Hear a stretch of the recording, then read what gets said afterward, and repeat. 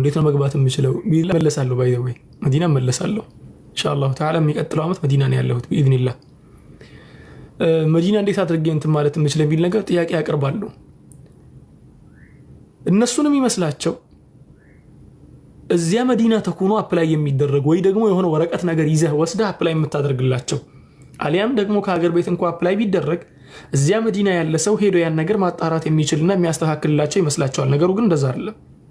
ሁሉም ነገር የሚያልቀው ኦንላይን ላይ ነው። አጠቃላይ ሁሉም ነገር የሚያልቀው ኦንላይን ላይ ነው። ኦንላይን አፕላይ ታደርጋለህ። ኦንላይን ላይ መልስ ይሰጥሃል። ከተቀበሉህም እምቢ ካሉህም ረፍዱም ቀቡልም ኦንላይን ላይ ነው የሚሰጥህ ማለት ነው። በፊት በሰው ትውውቅ ምናምን ይኬድ ነበር በፊት ተቅሪበን የዛሬ 10 ምናምን ዓመት። አሁን ላይ ሙሉ በሙሉ ወደ ኦንላይን ተመልሷል። እኛ ራሱ ስንሄድ በኦንላይን ነበር ይሄድ ነው ሙሉ በሙሉ ማለት ነው بقدر ثم السبب كان يعني تقديم عن طريق اونلاين يعني ስለዚህ አሁን ያለው ምንድነው ኦንላይን አፕላይ የምታደርጉት የሚያስፈልጉ ነገሮች አሉ። በተለይ አሁን ላይ አፕሊኬሽኑ ትንሽ ጠጠር ያለ ነገሮች አሉት። ቶሎ አፕሊኬሽኑን መጨረስ አለብህ። 30 ደቂቃ ብቻ ነው የሚሰጥ አፕላይ አድርገህ ለመጨረስ ሁሉ ነገር። የእናት አባት መታወቂያ ያስፈልጋል ወይ ደግሞ ወላጅ የሚሆኑ መታወቂያቸው ያስፈልጋል እንደ ወላጅ የምትጠቀማቸው ፓስፖርት፣ የልደት ወረቀት ከ9 እስከ 12 ያለው ትራንስክሪፕት፣ ኢንትራንስ ማትሪክ የነበረበት ሰዓት ላይ ማትሪክ የተፈተናችሁት ሁለቱም ያስፈልጋል። ማትሪክም ኢንትራንስም ማለት ነው። እና እነኚህ ነገሮች በጣም ያስፈልጋሉ። እስቲ ኢንሻአላህ አንድ ወንድማችን መጥቷል። ወንድሜ ኒብራስ ሰላም አለይኩም ወራህመቱላህ። ወአለይኩም ሰላም ወራህመቱላሂ ወበረካቱሁ። ታጁን እንዴት ናችሁ? እንዴት ነው ሐቢቢ? ሰላም ነው? ሰላም ነው አልሐምዱሊላህ። አላችሁ? አለን አልሐምዱሊላህ። ስላገኘሁ ደስ ብሎኛል። አልሐምዱሊላህ በጣም ደስ ብሎኛል። እኔ በነገራችን ላይ ብዙ ሰዎች ልኮ ነበር እንትን ማለት ነው ካንስል ሳደርግ ነበር። አንተም መሆንህን ሳቅ ነው የተቀበልኩት። ጀዛከላ። እኔም ደግሞ አክቹአሊ ከ200 ሰው ጋር እያወራ ነው። እስኪ ዝም ብለን እንላክለት ብዬ ነው የላኩት። እንዳጋጣሚ አንድ ቀን የሆነ ልጅ ላከልኝና ተቀበልኩኝ። ጭፈራ ላይ ነበር ልጁ። የዚያኔ ጅምሬ አካባቢ ነበር መጀመሪያ ነበር። ቲክቶክ እንዴት አድርጌ የገባን ሰው እንደማስወጣ ራሱ በደንብ አላውቀው። ጨፈረብኝ በደንብ አላህ ይቅር ይበለው። ከዚያ በኋላ ደስ ይላል። እንዴት ነህ? ላይቭ ላይ ሰው አልጋብዙናል። አልሐምዱሊላህ ወላሂ በጣም ሰላም ነው። እንዴት ነው? ሰላም ነው አይደል?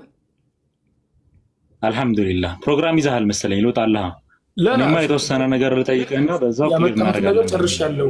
ለእንትን ነበር አሽሩል አዋኺር ምን ረመዳን የሚለውን ነገር ለመናገር ነበር አመጣጤ። እሱን ጨርሻለሁ። خلاص አሁን ወደ ክላስ የሚሄድበት ሰዓትም ትንሽ እየተቃረበ ነው። ባረከላሁ ፊክ።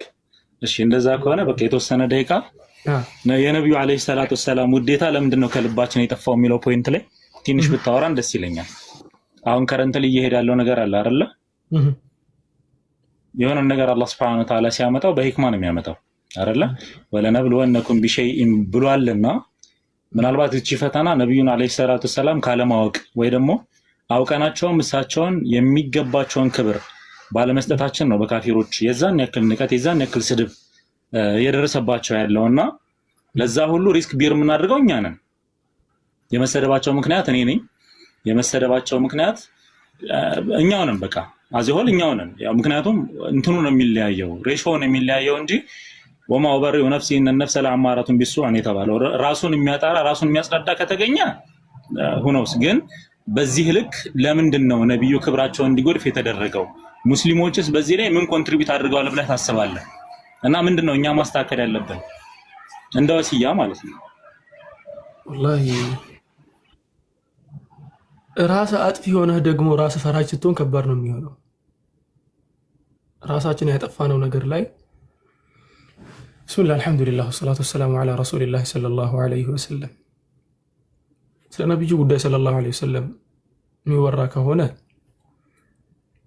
የነብዩን ጉዳይ ይመስለኛል መጀመሪያ ጉዳዩን ያበላሸነው እኛ ሙስሊም ማህበረሰብ ነን። ምክንያቱም ይሆን አባባል አለ በኦሮሚፋ ማለት ነው ነምኒ ጉያ ቦፋ አርግ ያልከንተ በደይሳ ይባላል። ቀን እባብ ያየ ሰው ማታ ላይ ገመድ ይሸሻል ይባላል። ቀን ላይ እባብ ያየ ሰው ማታ ሌሊት ሲሆን ገመድ ይሸሻል። ምክንያቱም ቀን ላይ ያየው ነገር እየመሰለው። አብዛኞቻችን ነቢዩን ሰለላሁ ዐለይሂ ወሰለም ስለሳቸው ማውራት፣ እሳቸውን ማወደስ፣ የእሳቸውን ክብር መናገር፣ የእሳቸውን ሙዕጂዛዎችን መናገር፣ እሳቸውን አልቆ መግለጽ እንደ ችግር ሁላ መታየት የተጀመረበት ዘመን ላይ ያለነው። ነቢዩ ሰለላሁ ዐለይሂ ወሰለም እሳቸውን አሁን ለምሳሌ አንድ ሰው መጥቶ እሳቸው እኮ ከሰው ልጆች ሁሉ በጣም የተለዩ ምርጥ ፍጡር ናቸው ካለ አቂዳው ምንድነው ነው አይደል የሚባለው? መጀመሪያ አሁን ላይ ማለት ነው እንዴ የሁላችንም አቂዳ እኮ ነው ይሄ። የሁላችንም አቂዳ እኮ ነው። ነብዩ አለይሂ ሰላቱ ወሰለም ከየትኛውም የሰው ልጅ የተሻሉ ከየትኛውም የሰው ልጅ የተለዩ አላህ Subhanahu Wa Ta'ala የመረጣቸው ምርጥ የአላህ Subhanahu Wa Ta'ala መልእክተኛና ባሪያ ናቸው። ይሄ ለጥያቄ የሚቀርብ ነገር አልነበረም። አንድ ይሄ። ሁለተኛ ሲራ ትምህርት ላይ ፎከስ አድርገው ሲራን የሚያስተምሩ ሰዎች ቁሳሶች መባል ተጀመረ። ለከሬ እኮ ኢልም እኮ የለውም ቂሳ ብቻ ነው የሚናገረው። የማውቀውን ኢልም ሁላ ግዴታ ላይቭ ላይ ወጥቼ መናገር አለብን? እንደው ወደ ማህበረሰቡ ቀረብ የሚሉ ኢልሞች መሰጠት የለባቸው? ለምሳሌ ያክል አሁን ማህበረሰብ በጣም የሚያስፈልገው ኢልም አለ። ለምሳሌ አንደኛ ትልቁና ዋነኛው ኢልም ብዬ የማስበው የተውሂድ ጉዳይ በጣም ያስፈልገዋል ማህበረሰብ። ልክ የተውሂድ ጉዳይ እንደሚያስፈልገው ሁላ ተውሂድ ብሎ ማለት እኮ አላህን ማወቅ አይደል? አሁን እኮ الأصول الثلاثة التي يجب على الإنسان معرفتها ብሎ አሁን ሼክ መሐመድ ብን አብዱል ወሃብ ለምሳሌ ኪታባቸው ላይ ሲናገሩ መጀመሪያ ላይ معرفة العبد ربه ነው ያሉት። አምላኩን አላህን በደንብ አድርጎ ማወቅ ተውሂድ ብሎ ማለት አላህን ማወቅ ነው። ሁለተኛ የመጣው ደግሞ ወነብየሁ ነው። ያው ዲነሁ ወነብየሁ ነው። ዲኑን ማወቅ ዲንህም ማወቅ ማለት የፊቅህ ጉዳይ ነው። ረበሁ የሚለው የተውሂድ ጉዳይ ነው፣ የአቂዳ ጉዳይ ነው። አስለ ዲን ስለሚባል አልአስል አልአክበር ማለት ነው። ከዚያ በኋላ ወዲነሁ ማለት ደግሞ የፊቅህ ጉዳይ ነው። ምንም እንኳን ወዲነሁ የሚለው ውስጥ አልአስል አልአክበር የአቂዳ ጉዳይ ቢገባም ወነብየሁ ነው የሚለው። ስለ ነብዩ ምንድነው የምናውቀው? ምንስ እያሳወቅን ነው ማህበረሰቡ? እስቲ አሁን እውነቱን እናውራ። እኔ አሁን ከትላልቅ የሀገራችን መሻይኾች መካከል ስለ ነብዩ ሰለላሁ ዐለይሂ ወሰለም ስራዬ ብሎ ቁጭ ብሎ እያስተማረ ያለ የማቀው አንድ ሼክ ነው። እስካሁን ድረስ እኔ የማቀው ልታውቁት ትችላላችሁ። እኔ ግን የማቀው አንድ ሼክ ነው የማቀው። ኡስወተን ሊልዓለሚን የሚለውን ኪታብ በየረመዳኑ የሚያስተምሩ ሼክ አሚን ኢብሮ የሙንዚርና አማር አባት እሳቸውን አውቃለሁ። እሳቸው ኡስወተን ሊልዓለሚን ብለው የሆነ ሙስተቂል የሆነ ነብዩን ሰለላሁ ዐለይሂ ወሰለም ማንነት የሚናገርን ኪታብ ነው የሚያስተምሩት። የነብዩ ሲራ እኮ ተበጥብጧል እኮ በጣም ትክክል ያልሆኑ ብዙ ሰቶች እኮ ገብተውበታል። ሰዎች በዚያ ስር ገብተው ነብዩን ሰለላሁ ዐለይሂ ወሰለም ሊነቅፉ የሚፈልጉበት እንትኖች አሉ፣ ዘገባዎች አሉ። እነኚህን ዘገባዎችን ደግሞ ያጠሩና ጽድት ያሉ ኪታቦች ደግሞ አሉ ስለ ነብዩ ሰለላሁ ዐለይሂ ወሰለም ታሪክ የሚያስቀምጡ። እነኚህን ኪታቦችን እንኳን ሜንሽን አድርገን ማህበረሰቡን እንዲማር ማነሳሳት ራሱ የተለመደ ነገር አይደለም። እኔ እንደሚመስለኝ ከሆነ ጡላብ العلم የዕልም ተማሪ የሚባለው አስተማሪ የሚባለው ስለ ነብዩ ማስተማርን ትቶ ሌት ተቀን ስለ አንድ ነገር ብቻ የሚያስተምር ስለሆነ ነገር ብቻ የሚያስተምር ከሆነ ማህበረሰቡ ነብዩን እየዘነጋቸው ይመጣል። ለምሳሌ ያክል አሁን መዲና በነበርኩበት ሰዓት የማስታውሰው ክስተት ነበር። እዚህ አውስትራሊያ መጥቼ ያን ነገር በበለጠ መልኩ ነው ያየሁት። እዚህ መዲና በነበርኩበት ሰዓት አንዳንድ ልጆች ቤተሰቦቻቸው እናት አባቶቻቸው ኢትዮጵያዊ ሆነው ልጆቻቸው ግን ወላ አማርኛ ወላ ኦሮሚፋ ወላ ትግርኛ ወላ ጉራግኛ ምንም ቋንቋ አይችሉም፣ አረብኛ ብቻ የሚናገሩት። እናት አባታቸው ደግሞ ኢትዮጵያዊ ናቸው። ያ ነገር ምንድነው ብዬ እንትን ብዬ ነበር፣ ገርሞኝ ነበር። ወደ ቤተሰቡ ቀረብ ብዬ ቤተሰቡን ሳይ ቤተሰቡ ራሱ የሚፈልገው አረብኛ ማውራት ነው። እናት አባቱ ራሱ የሚፈልጉት አረብኛ ማውራቱን ነው የሚፈልጉት። ያን ነገር አላስተማሩም፣ ለማስተማርም አልጣሩም። መልካም ክፋትም የለውም፣ ጥሩ ነገር ነው።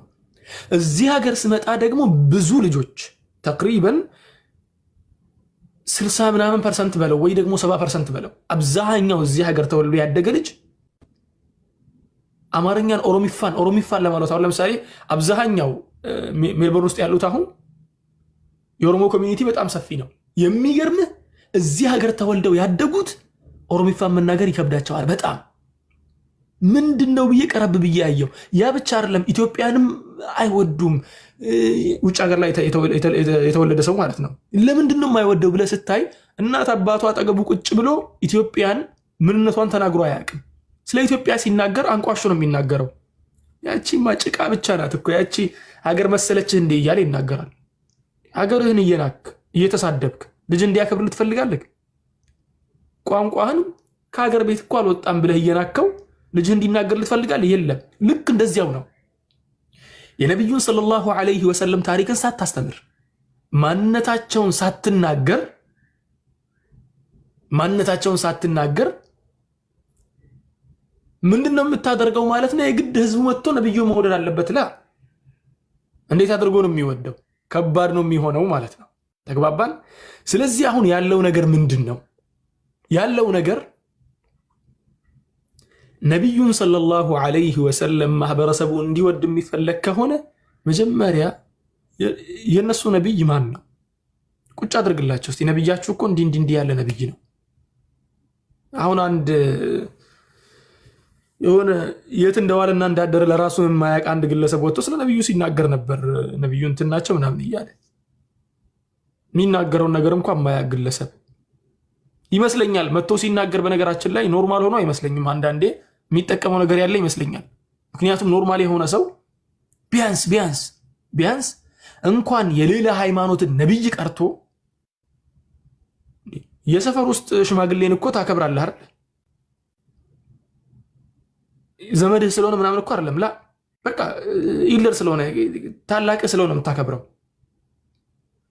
ይሄን ያክል መውረዱ ግን ኖርማል አይመስለኝም። እና ያ ግለሰብ ሲናገር እንዲያፍሩበት አድርጋቸዋለሁ ብሎ ነው ይዛተው።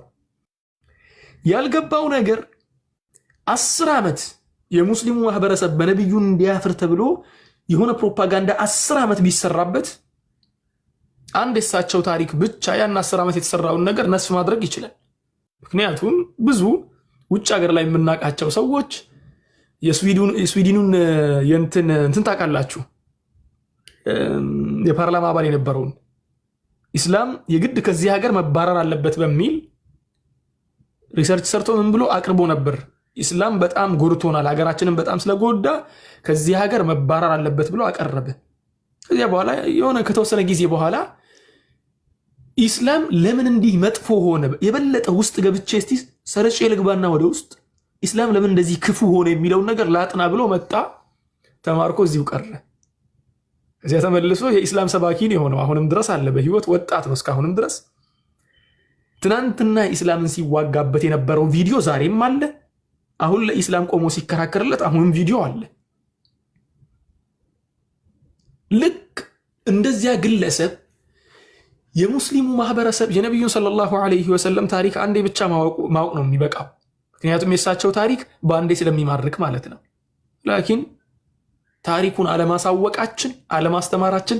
ሼክ አሚን ብሮ የሚናገሩት ቃል አለ በጣም የሚገርመኝ። እሳቸው ማሻአላህ ሲናገሩ በጣም ምርጥ ነገር ነው የሚናገሩት። እና ምን አሉ የሆነ ጊዜ ነቢዩ እኮ ሰለላሁ ዐለይሂ ወሰለም አሉ ሱፊዩ በጣም ጉልው አደረገ አሉ በእሳቸው ጉዳይ። ሰለፍዩ ወይ ደግሞ ወሃቢ እያሉ የሚጠሩት እኛ ደግሞ አለ ጉልውን ተው በሚል ሰለዋቱን ለረሳን አለ። እሳቸውን ያለ ሰለዋት አስቀረናቸው። እንዴ የተጎዳ ነው እኛው ነን እንጂ እሳቸው አይደሉም። ወላኪን ሰለዋቱ ራቀን አሉ። ምን ልል ፈልጌ ነው? ከድንበር ሳይታለፍ የነብዩ ሐቅ ሳይጎድል ምን ሳይል በስርዓት ስለ ነብያችን በደንብ አድርገን በክብር ራሳችንን ቀና አድርገን ማስተማር መማማር አለብን፣ ግዴታ ነው። ለምን ነብዩ ሰለላሁ ዐለይሂ ወሰለም እኮ እንደ ሌሎች ነቢያቶች አይደሉም። በዚሁ አጋጣሚ ነብዩ እንደ ሌሎች ነቢያቶች አይደሉም፣ በጣም ይለያሉ። አንዳንድ ሰው አሁን ነብዩ ለምንድነው ለምሳሌ ያክል ኡሉል ዐዝሚ ሚነ ረሱል ፈስቢር ከማ ሰበረ ኡሉል ዐዝሚ ሚነ ረሱል ብሎ አላህ ሱብሓነሁ ወተዓላ ሲናገር አላህ እኮ ከፍጡሮቹ መካከል ነቢያቶችን መረጠ። ከነቢያቶች መካከል ደግሞ ሩሱሎችን መረጠ። ከሩሱሎቹ መካከል ደግሞ እነኚህ 310 ከሩሱሎቹ መካከል ደግሞ 25ቱን መረጠ። 25 የሚባሉት እኛ የምናውቃቸው ከአደም ጀምሮ እስከ ሙሐመድ ሰለላሁ ዐለይሂ ወሰለም ያሉትን ከነዚያ አምስቱን ነቢያቶች መረጠ።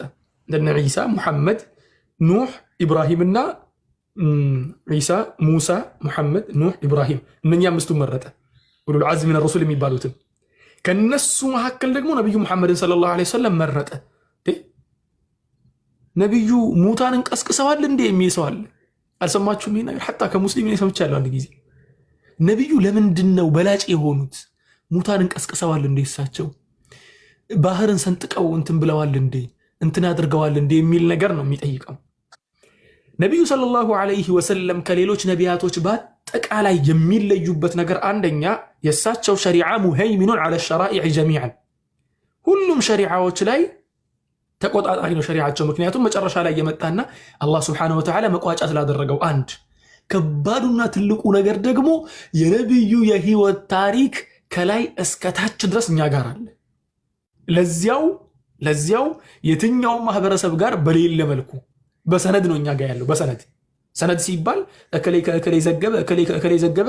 የትኛውም ኡማ ይሄ እንትን የለውም። በነገራችን ላይ ኡመቱል ኢስናድ ነው የምንባለው እኛ። ኡመቱል ኢስላምና ኡመቱል ኢስናድ ነው የምንባለው።